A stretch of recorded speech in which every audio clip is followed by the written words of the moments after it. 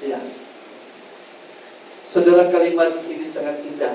Orang yang dianggap paling tidak berharga di dunia ini,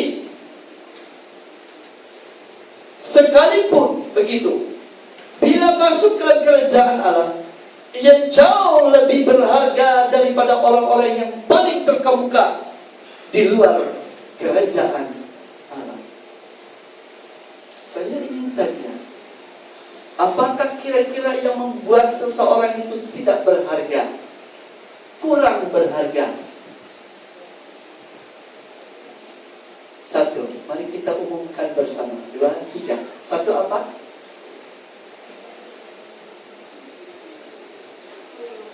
Apa yang menyebabkan seseorang itu kurang berharga? Satu, buat cadangan. Miskin, cacat, apa lagi? Tidak handsome. Betul, apa lagi? Hah? Tidak pandai, apa lagi? Bau, kurus, terlalu gemuk barangkali, malas, apa lagi? Tidak kerja, penganggur, buncit. Ini bang kita semua ini. Apa lagi?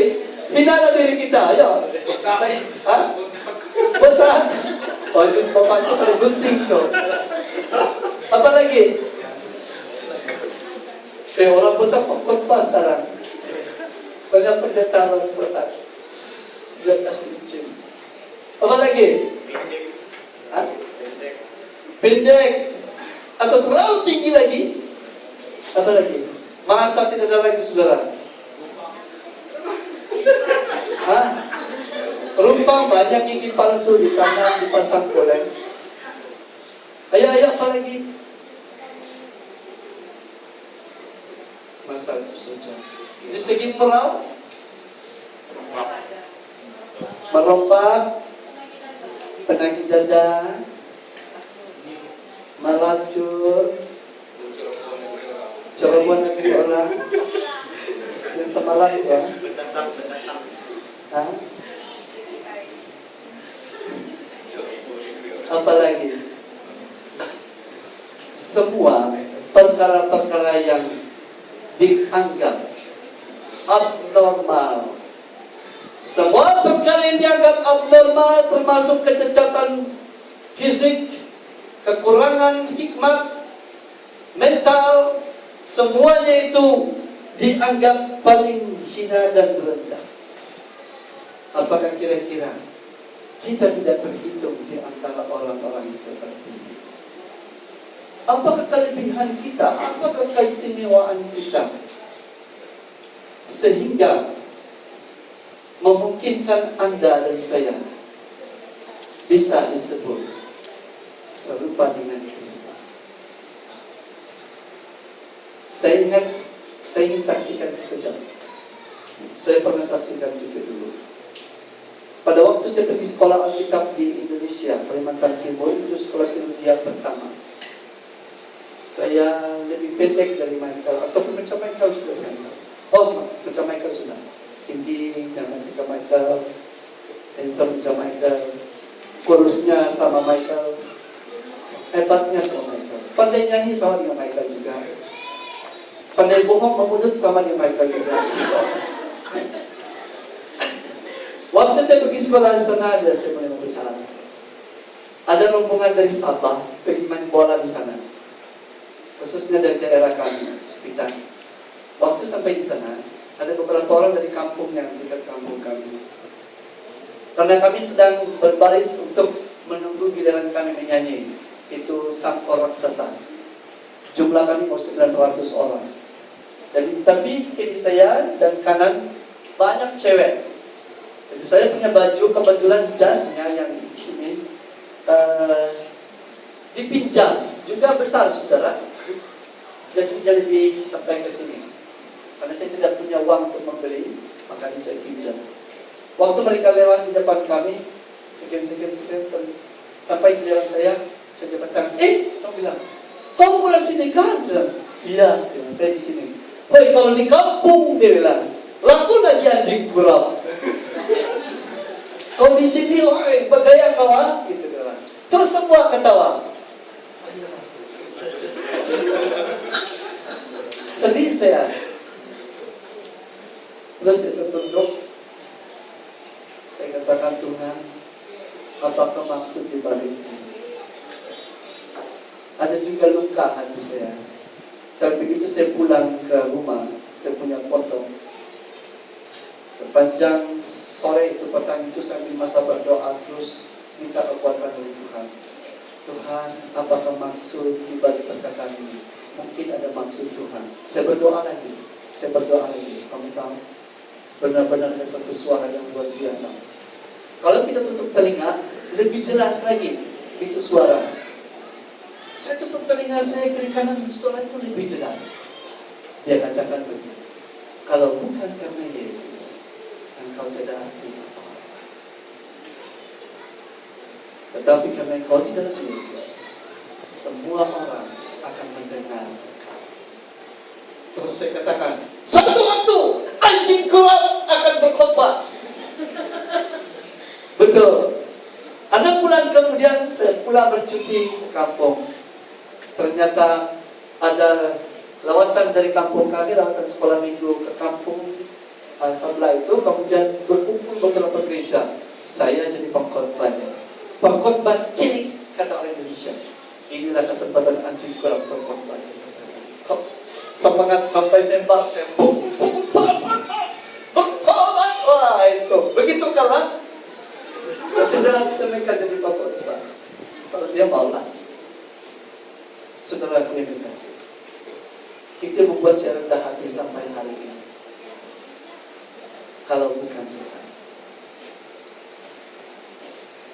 berharga lagi anjing kurang dibanding saya. Maukah Anda ikut saya kalau saya bukan karena nama Yesus? Untuk apa Anda ada di sini? Kalau bukan Yesus, kalau kita jumpa di jalan, tidak guna apa-apa. Saudara, saya belanja kamu berapa ribu pun kamu tidak akan ikut saya pisau-pisau. Kamu akan ikut party yang baru lagi. Ya kan? Saya mungkin belanja Anda hanya minum kopi dengan roti canai. Tetapi datang party yang baru, dia belanja Anda makan apa yang internasional? Pepsi. Apa? KFC. Saya pikir Pepsi. KFC. Lebih canggih lagi. Jatuhlah saya. Tapi oleh karena Kristus, kita pergi mana-mana, orang akan mendengar menghormati kita. Inilah panggilan dan rencana Allah untuk kehidupan saya, untuk kehidupan kita semua, agar kita masuk dalam kerajaan-Nya, supaya kita mendapat kemuliaan seperti Kristus Yesus. Yesus menjadi sulung di antara kita semua. Ada haleluya. Adakah kau melihat betapa hinanya dirimu? Kita adalah orang yang kotor, orang yang najis, orang yang tidak berguna. Apapun yang kita pakai, kasih aksesori kita punya hidup. Di sinikah, di sinikah, di sinikah, kasih hijau kah, merah kah, apakah, gigi kasih panjang ke sewaktu-waktu, atas kasih panjang, bawah kah, itu bermacam-macam kita coba pun, saudaraku. Kalau itu kita, itulah. Tetapi dengan keberadaanmu yang sederhana ini, kita menyambut jemputan itu. Dia katakan, aku mau datang kepada Yesus. Saya dijemput masuk dalam kerajaan. Percaya kepada Dia. Kita tanggalkan segala kekurangan hidup kita. Apa yang mengikat kita selama ini. Hari ini, semua perkara itu Tuhan ubah orang yang bodoh bagi dunia ini. Tuhan mengubah orang yang tidak berguna bagi dunia. Tuhan mengangkat engkau supaya di mana nama Yesus diumumkan, namamu juga akan diumumkan. Di mana nama Yesus diangkat, engkau juga terangkat di sana. Di mana kemuliaan Allah dinyatakan, juga di situ kemuliaanmu dinyatakan. Sebab ketika engkau berbicara, ketika engkau bersaksi, ketika engkau hidup untuk Dia, maka Yesus yang dinyatakan, engkau juga ikut dimuliakan seperti Kristus yang dimuliakan dalam hidupmu.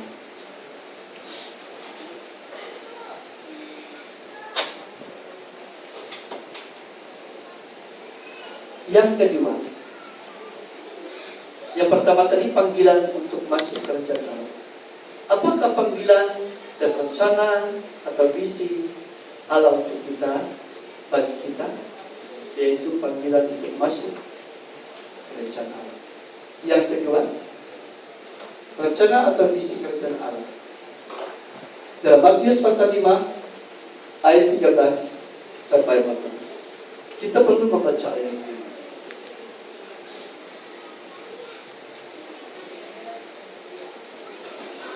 Karena renungan kita tidak terlalu panjang seperti biasa.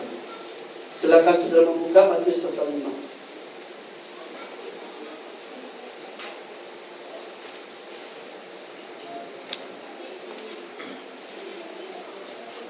Ayat yang ke-13 sampai 14.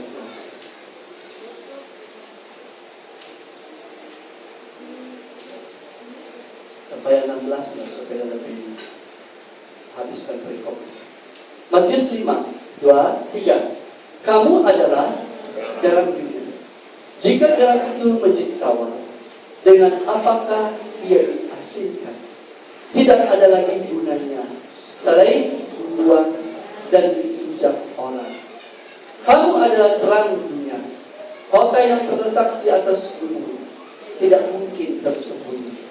Lagi pula, orang tidak menyalakan pelita lalu letakkannya di bawah gantang, melainkan di atas kaki dia, sehingga menerangi semua orang di dalam rumah itu. Demikianlah hendaknya terangmu bercahaya di depan orang, supaya mereka melihat perbuatanmu yang baik dan memuliakan Bapamu yang di surga. Rencana atau visi kerajaan Allah bagi saya, bagi saudara. Yang pertama di sini kita perhatikan, menjadi apa? Menjadi garam. Saudaraku yang kekasih, kita perlu tahu untuk apa kita dipanggil oleh Tuhan. Ketika kita dipanggil oleh Tuhan dan kita menyambut panggilan itu, kita menerima Yesus, kita percaya kepada Kristus sebagai Tuhan dan Juru Selamat, itu bermakna kita sudah menjadi garam. Saya ulangi, saat kita menerima Yesus, percaya Yesus, saat itu kita sudah menjadi garam. Karena garam itu ada di dalam diri kita. Garam itu adalah Kristus. Garam bukanlah perbuatan baik seseorang. Garam bukanlah usaha seseorang untuk mencapai kehidupan yang lebih baik. Tetapi garam itu adalah pribadi Yesus Kristus sendiri. Ketika garam itu dalam hidup kita, maka ia akan menguasai seluruh kehidupan kita. Ia mengawetkan kehidupan orang Kristen ini, sehingga orang Kristen itu memiliki kekuatan seperti Kristus.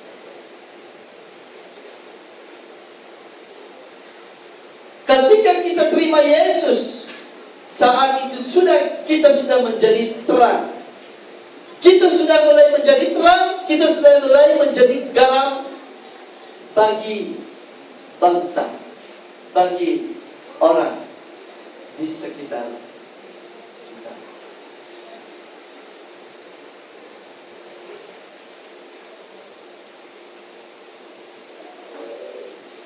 Untuk apa Yesus menyatakan bahwa kita menjadi terang dan terang? Apa maksudnya?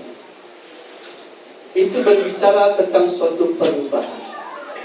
Ketika seseorang percaya kepada Yesus, saat itu orang ini telah dirubah oleh Kristus.